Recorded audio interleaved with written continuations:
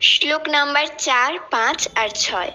अत्र शूरा महिस्वासा भीमार्जुन समायुधि युयुधानो विराटश्च द्रुपदश्च महारथः धृष्टकेतुष्केतितानः काशीराजस्य वीर्यवान् पुरुजित् कुन्तिभोजश्च शैवश्च नरपुङ्गवः युधमन्युश्च विक्रान्त उत्तमौजाश्च वीर्यवान् सुभद्रुद्रौपदेयाश्च सर्व एव महारथः।